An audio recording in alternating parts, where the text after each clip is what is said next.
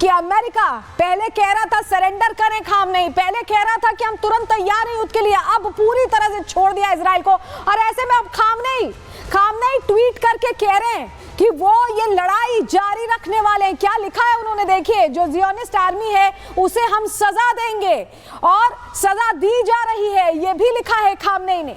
Khamenei ने बड़ी एक तरह से धमकी दे दी है, या ये कहें कि वार्निंग दे दी है। क्या धमकी दी है खामनेई ने, जरा ये जो ट्वीट हम आपको दिखा रहे हैं, जरा इसको डिकोड करते हैं, आपको बताते हैं। ईरान के सुप्रीम लीडर की वार्निंग सामने आ गई है। उन्होंने कहा है कि ज़ियोनी दुश्मन को सजा दी जा रही है, अगर दुश्मन से डरेंगे तो वो आपको कभी नहीं छोड़ेंगे। इजराइल के खिलाफ ईरान का ये आक्रामक रुख देखा जा रहा है। इजराइल के अस्पताल और स्टॉक एक्सचेंज पर हमला हुआ, हमने कल वो तस्वीर आपको दिखाई थी। अमेरिका ईरान से टेबल टॉक का दबाव बना रहा है। खामनेई के रुख से अब ऐसा बिल्कुल नहीं लग रहा कि वो बातचीत करेंगे।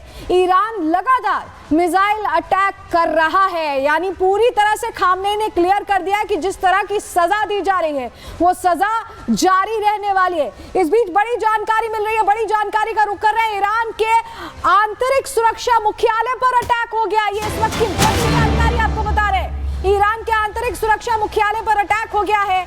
आईडीएफ ने बमबारी करके तेहरान में इसे तबाह कर दिया है। तो आंतरिक सुरक्षा मुख्यालय पर यह अटैक इजराइल की तरफ से किया गया। आईडीएफ ने बमबारी करके इसे तेहरान में पूरी तरह से चकनाचूर कर दिया है, तबाह कर दिया है। दोनों तरफ से जंगी कार्रवाई चल रही है,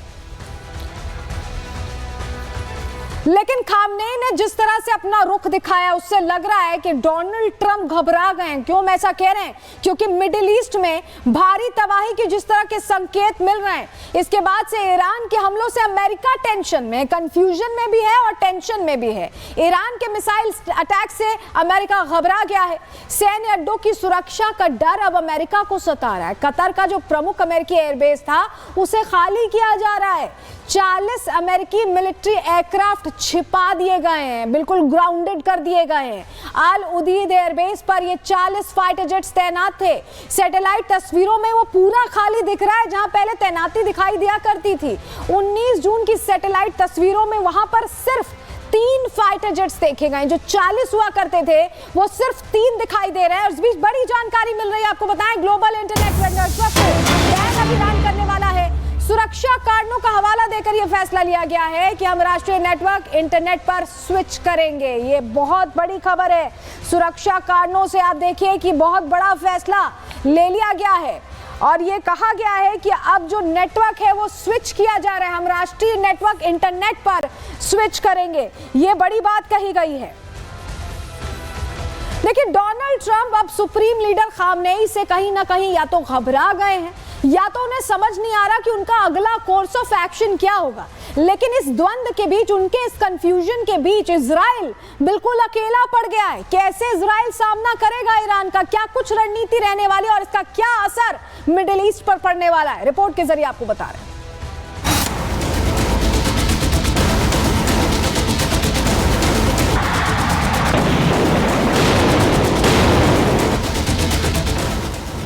अमेरिका मिडिल ईस्ट को अशांत करने, दूसरे देशों में तख्ता पलट करने और आतंकी संगठनों की अप्रत्यक्ष रूप से मदद करने के लिए बदनाम रहा है। लेकिन डोनाल्ड ट्रंप ने दूसरी बार अमेरिका की सत्ता संभालने से पहले दुनिया में शांति कायम करने के हवाई दावे किए थे। लेकिन उन दावों की हवा सबसे पहले रूस यूक्रेन युद्ध में निकली, तो दूसरी बार भारत पाक तनाव के बीच। अमेरिकी राष्ट्रपति डोनाल्ड ट्रंप के सर पर इन दिनों लोकतंत्र की वकालत और शांति दूत बनने का भूत सवार है। लेकिन इजराइल ईरान युद्ध और मुल्ला मुनीर जैसे आतंक परस्तों के साथ उनकी बैठकी बता रही है कि ट्रंप की कथनी और करनी में कितना फर्क है। अमेरिका पूरी दुनिया में खुद को लोकतंत्र का चैंपियन बताता घूम रहा है, लेकिन जिन लोगों के साथ ट्रंप की मुलाकातें हो रही हैं, वो लोग लोकतंत्र के असली भक्षक माने जाते हैं। ताजा मुलाकात की बात करें तो ट्रंप ने आतंकिस्तान के मार्शल असीम मुनीर को न्योता भेजा, उनकी तारीफ में कसीदे पढ़े। ट्रंप को लोकतंत्र की इतनी ही फिक्र होती तो वो शहबाज शरीफ को न्योता देते, लेकिन उन्हें पता है कि शहबाज महज एक रबर स्टैंप है। ऐसे में पाकिस्तान पर जो राज कर रहा है उससे ही बात करना ठीक रहेगा। बांग्लादेश के मामले में भी ट्रंप का स्टैंड ऐसा ही रहा। पिछले साल बांग्लादेश में तख्ता पलट के बाद अमेरिका के करीबी मोहम्मद यूनुस ने बांग्लादेश की कमान संभाली। यूनिस को घोषित तौर पर अमेरिकी डेमोक्रेटिक पार्टी का समर्थक माना जाता है। कहा यह भी जाता है कि यूनिस को नोबेल पुरस्कार दिलाने में तत्कालीन ओबामा सरकार ने लॉबिंग की थी। नोबेल पुरस्कार विजेता मोहम्मद यूनिस ने किस तरह बांग्लादेश में लोकतंत्र की हत्या की, ये पूरी दुनिया ने देखा। लोकतंत्र के कथित हिमायती ट्रंप राष्ट्रपति बनने के बाद सबसे पहले विदेश यात्रा के लिए सऊदी अरब को चुनते हैं, जो राजशाही मुल्क है। ट्रंप ने सऊदी यात्रा के दौरान न सिर्फ प्रिंस मोहम्मद बिन सलमान से मुलाकात की, बल्कि सीरिया के नए शासक और तथाकथित राष्ट्रपति, जो पूर्व में अलकायदा का खूंखार आतंकवादी रह चुका है, अहमद अल-शरा से भी मुलाकात की। अल-शरा वही शख्स है जिस पर अमेरिकी विदेश विभाग ने इनाम घोषित कर रखा है।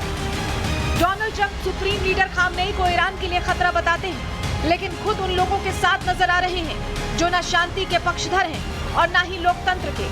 रक्षा विशेषज्ञों की माने तो इजराइल ईरान युद्ध भी अमेरिका की देन है। पहले अमेरिका ने इजराइल को उकसाया और अब जब इजराइल में तबाही मच रही है तो अमेरिका खुलकर साथ आने से बच रहा है, क्योंकि ट्रंप को पता है कि अगर वो जंग में खुलकर सामने आए तो कई ऐसे देश तैयार बैठे हैं जो अमेरिका से सीधा टकराने का मादा रखते हैं। Bureau report, Republic Bharat. और इस बीच एक और बड़ी खबर मिली है मिडिल ईस्ट से। रोमानिया ने 150 कर्मचारी बुला लिए। ईरान और इजराइल के दूतावासों से स्वदेश बुला लिया गया है इन कर्मचारियों को।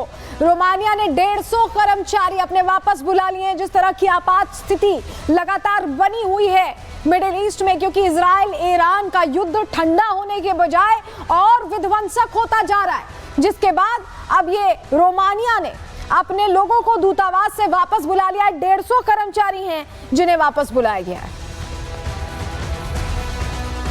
हम आपको बता ही रहे थे रिपोर्ट के जरिए कि कैसे डोनाल्ड ट्रंप पल पल बदल रहे हैं। शांति के पक्षधर होने की बात करते हैं, लेकिन शांति समझौता करने वाले लोगों के साथ नहीं बैठते, बल्कि जो लोकतंत्र का बेड़ा गर्क करते हैं, जो आतंक फैलाते हैं, उनके साथ कुर्सी साझा करते दिखाई दे रहे हैं। ये जो तस्वीर है उस दौर की है जब आप समझिए कि प्रधानमंत्री नरेंद्र मोदी में उन्होंने विश्वास दर्शाया और कहा कि उसी नीति पर वो चलना चाहते हैं, शांति के पक्षधर है, लेकिन उस रास्ते पर वो चलते नहीं दिखाई दे रहे। आपको हम ये भी बताएं कि प्रधानमंत्री ने उन्हें आईना पहले ही दिखा दिया, उन्हें पहले ही कह दिया कि हम बिल्कुल भी किसी भी कीमत पर द्विपक्षीय वार्ता से आगे किसी तीसरे का इंटरवेंशन बर्दाश्त नहीं करेंगे। लेकिन ट्रंप है कि सुधरते नहीं। बताते हैं क्यों हम ऐसा कह रहे हैं। अमेरिका की तरफ से भारत को निमंत्रण दिया गया। पीएम मोदी ने निमंत्रण को सिरे से अस्वीकार किया है। अमेरिका से दूरी भारत की अब कूटनीति का हिस्सा दिखाई दे रही है। भारत क्षेत्रीय समीकरण बनाए रखना चाहता है। इजराइल ईरान दोनों से भारत के रिश्ते बहुत अच्छे हैं। पाकिस्तानी आर्मी चीफ अमेरिका की गोद में बैठा मुनीर पहुंचा था। आतंकिस्तान की तरफ ट्रंप का जो नरम रुख दिख रहा है, उसके बाद भारत ने अपना कड़ा रुख कर लिया है।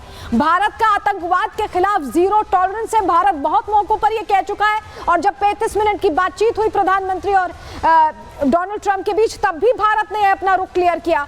ट्रंप से ना मिलना भारत की तटस्थ छवि के लिए बहुत अच्छा भी है और बाकायदा एक मैसेजिंग भी है कि अगर आप ऐसे लोगों के साथ उठते बैठते हैं तो भारत से दूर रहिए। भारत ऐसे लोगों से बिल्कुल राब्ता नहीं रखता, चाहे वो सुपर पावर के राष्ट्रपति ही क्यों ना हो।